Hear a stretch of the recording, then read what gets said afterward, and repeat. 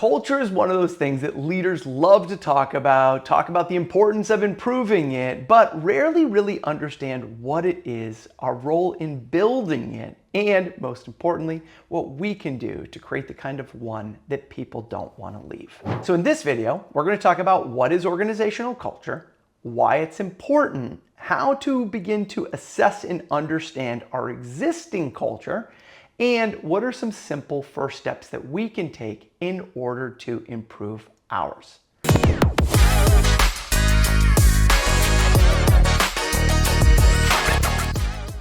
Hi, I'm Chris Littlefield. I'm the founder of a company called Beyond Thank You. I'm a regular contributor to Harvard Business Review and Forbes, and I spent 20 plus years working with leaders across 6 continents to understand what really matters to their people and to help them have the conversations that matter most. So what is organizational culture? Well, Gallup defines culture as the way we do things around here.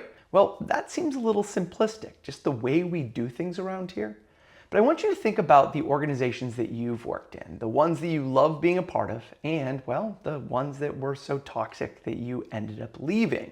And if you think about it, the way we do things around here is directly correlated with that mission, vision, and values that we say are important. And in the organizations where there's a really strong culture, then what we see up on the wall is what we see in our leaders' behaviors and how they treat one another and how they respond when there's a problem, how they elicit ideas from their employees and actually use them.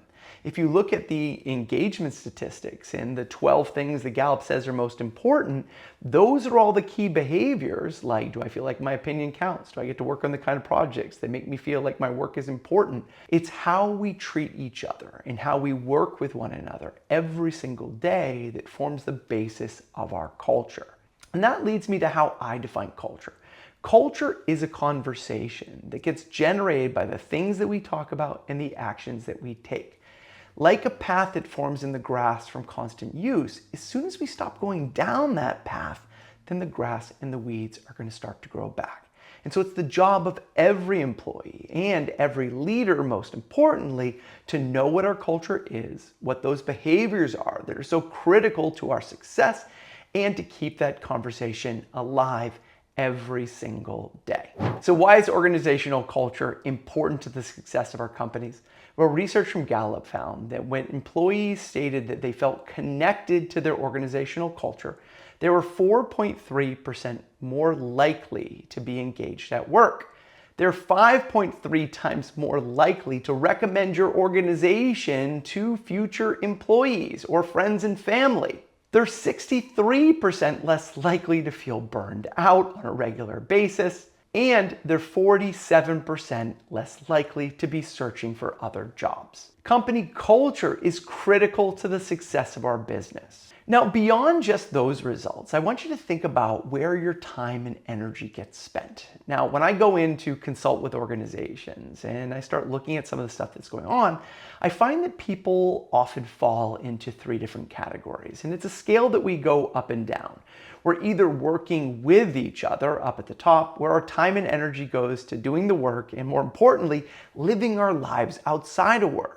Or we're working around each other, where our time and energy goes to navigating around each other, like spending extra time drafting emails not to upset somebody, people staying in their silos and just doing their own work. Or at the bottom, we're working against each other, where all of our time and energy gets spent on navigating petty conflict, gossip, sabotaging each other's work, where our energy doesn't go to serving our customers and living our lives outside of work.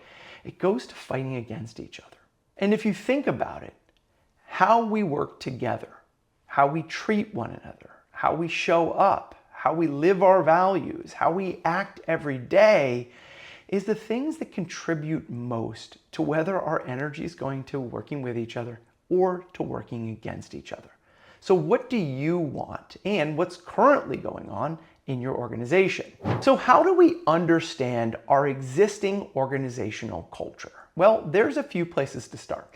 As I shared, my definition is culture is a conversation generated by the things that we talk about and the actions that we take. So one of the first things is to start with a conversation. And that conversation may be going around and making this as simple as possible by just saying, If you were to pick one word to describe our existing culture here at X company, what would it be and why? And then just write down the different words that people choose. Maybe it's high performance or engaging or community or family. Maybe it's fun, maybe it's playful, maybe it's hardworking, or maybe it's disorganized, dysfunctional, broken, toxic. And just write down what different words you hear, and then right next to it, why do you say that? And then ask them, what are the kind of attitudes or behaviors that we celebrate here at this company? And what are the attitudes, actions, and behaviors that we tend to punish? And the reason why I say this is, if you think back to the definition that I gave from Gallup earlier, it's how we do things around here. Well, how we do things, what we actually reward, actions and behaviors, and what we punish are going to tell you a lot of what are the current organizational cultural standards.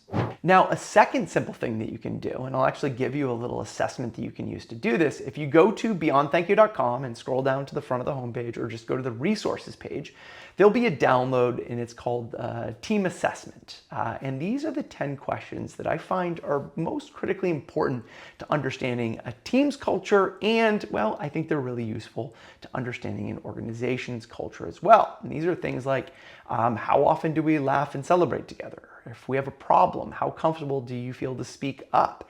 And you can use this assessment both for yourself to think about your existing culture, and then also use it with your team. And feel free to just take those questions and send them out to people, and then have them give their numerical answers back to you for each one of those 10 questions. And it'll give you an indicator of some of the places that you're really strong and some of the places that you're really weak, and where you may want to invest your most time first. So what can we start to do to actually improve our existing culture? Well, I think one of the first ones is to remember that culture is a conversation. So the conversations that we have about our culture are the ones that help us begin to shift it.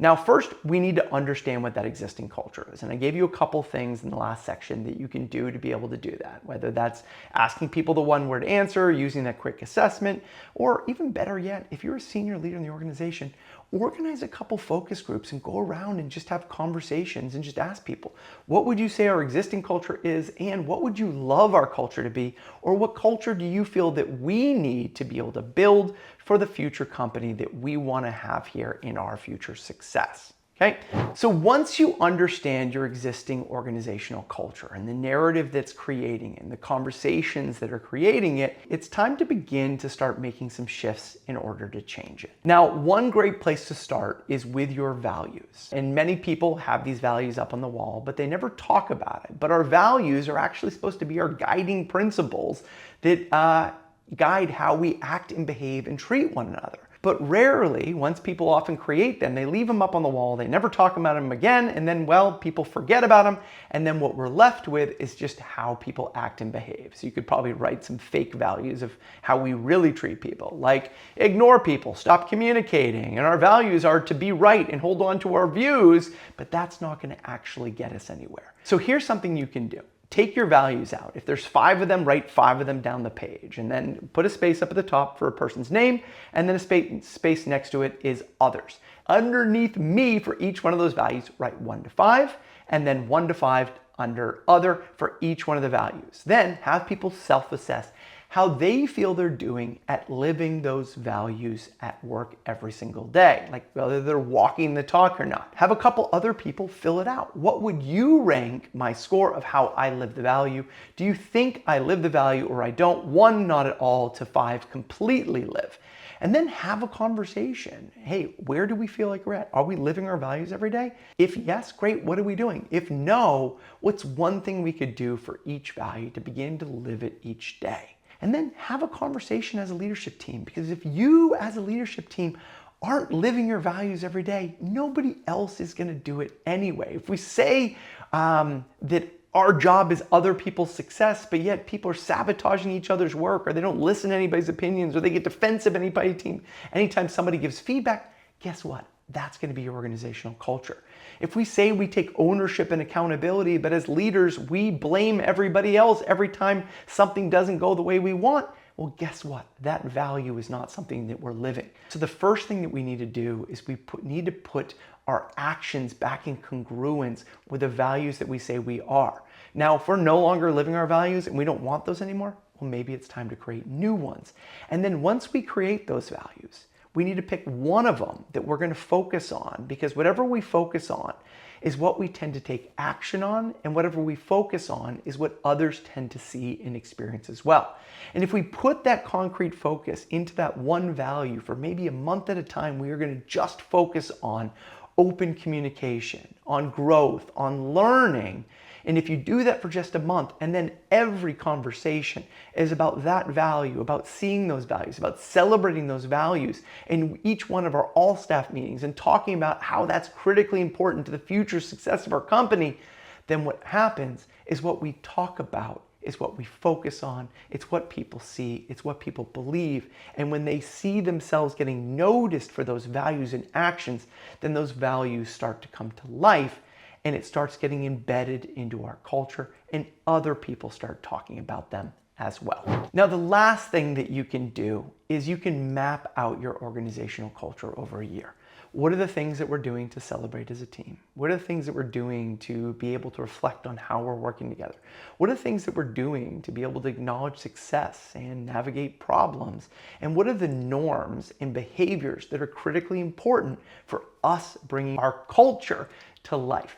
And if you do that and just start having regular conversations about the culture that we are and the culture we want to be, then all of those conversations will eventually come together, and you'll start to begin to be able to nurture the kind of culture that supports you to produce the kind of results that you're committed to producing as a company. Lastly, I want you to remember that culture is a conversation. And if you look throughout all of human history, every civilization has had some sort of faith or belief system where they defined how we are going to act and how we're going to operate and how we're going to work and live together. And then they created religion probably for a reason, because many times we commit to these values and then we walk out of the world and they all go out the door. So remember that every world civilization, faith, or religion had some sort of daily or weekly practice for a reason, because it's easy to say we commit to something.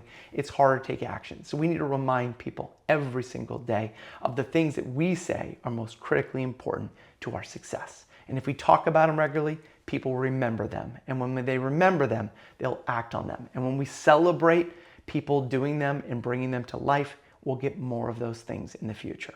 I'm Chris Littlefield from Beyond Thank You. I hope you found this video helpful. If you did, make sure you hit that like and subscribe button so you don't miss any future videos. And if you need help building and maintaining a culture that your people love and don't want to leave, reach out to me at beyondthankyou.com.